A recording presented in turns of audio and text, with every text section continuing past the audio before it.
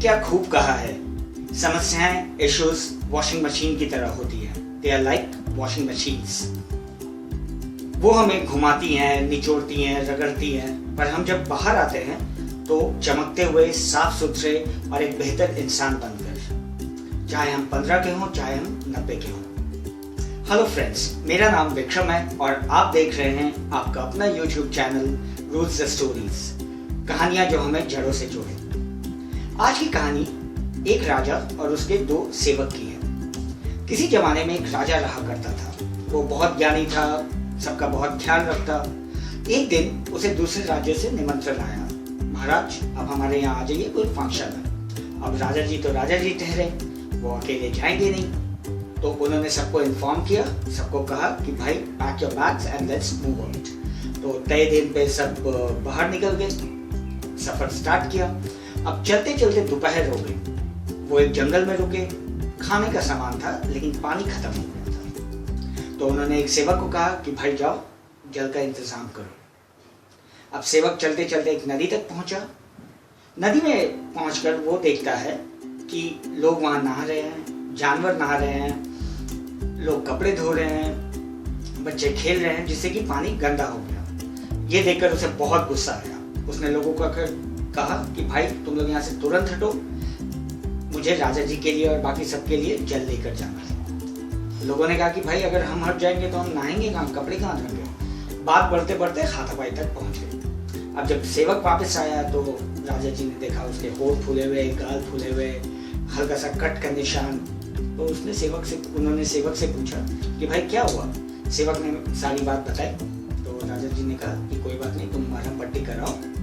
उन्होंने दूसरे सेवक को कहा कि जाओ तुम पानी का इंतजाम करो। अब सेवक चलते चलते पहुंचा जंगल में। तो वहां उसने देखा कि नदी कहीं पे भी नहीं है, बस वही एक नदी है और फिर वही लोग नहा रहे हैं, जानवर नहा रहे हैं, बच्चे खेल रहे हैं, लोग कपड़े धो रहे हैं। तो उसके मन में भी पहले हाथापाई का ख्याल आया, गुस्सा होने का ख्याल आया। तो वो बैठकर कुछ देर सोचने लगा कि क्या करूं, करना क्या चाहिए। तो थोड़ी देर के बाद वो वापस राजा जी के पास पानी लेकर पहुंच गया। तो राजा जी ने उसे बहुत आश्चर्यचकित होकर पूछा, सरप्राइज होकर पूछा कि भाई तुम पानी कहाँ से लाए। पहले वाले ने तो बोला था कि यहाँ नदी है ही नहीं, एक ही नदी है और वहां पर लोग नहा रहे हैं, बच्चे खेल रहे हैं, पानी गंदा है। तब सेवक ने हाथ जोड़कर कहा कि महाराज पहले वाले बंदे ने बिल्कुल सही कहा था, नदी एक ही थी। मैं भी जब वहां पहुंचा तो मुझे भी ख्याल आया कि इन्हें मैं धमकाऊं, आपका नाम लेकर धमकाऊं, इनसे लड़ूं। लेकिन फिर मैंने सोचा कि नहीं, इन्हें जाने देते हैं। और जब ये चले गए तो नदी में कोई हलचल नहीं रही। और जब नदी में कोई हलचल नहीं रही तो सारी मिट्टी, सारी गंदगी अपने आप नीचे बैठ गई और ऊपर का पानी साफ हो गया, जो कि मैं आप लोगों के लिए ले आया। ये सुनकर राजा जी बहुत खुश हुए। उन्होंने कहा कि सब सेवक की तरह अपनी बुद्धि का इस्तेमाल करें। सेवक को इनाम दिया और सारे जनों ने पानी पीकर अपनी प्यास बुझाई। तो ये कहानी हमें ये सिखाती है कि हमें हमेशा अपने फैसले धैर्य और सब्र से लेना चाहिए। We should always take our decisions with a cool mind. वक्त के साथ साथ सबकी जरूरतें बढ़ रही हैं।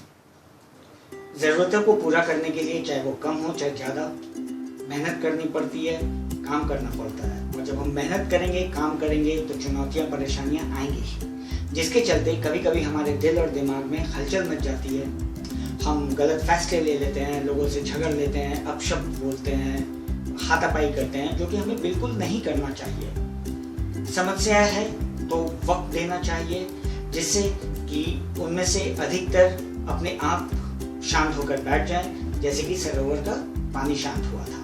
और हमें हमेशा धैर्य और सब्र के साथ इन समस्याओं का सामना करना चाहिए, जिससे कि हमें अच्छा फल मिले। दोस्तों याद रखिएगा, समस्या अगर आती है और हम परेशान हो जाते हैं तो ये समस्या का समाधान नहीं है, ये हल नहीं है, बल्कि ये एक और समस्या को हमने निमंत्रण दिया है। इसके बजाय हमें शांत मन से रहना चाहिए, सब्र करना चाहिए और हमेशा सच्चे मन से अच्छे कर्म करते रहना चाहिए, जिससे कि समस्या खत्म हो जाए। अगले वीडियो में मैं फिर हाजिर होऊंगा एक नई कहानी, एक नया मैसेज लेकर। अगर आपको मेरा ये वीडियो अच्छा लगा तो please like, share, subscribe and comments. नमस्कार।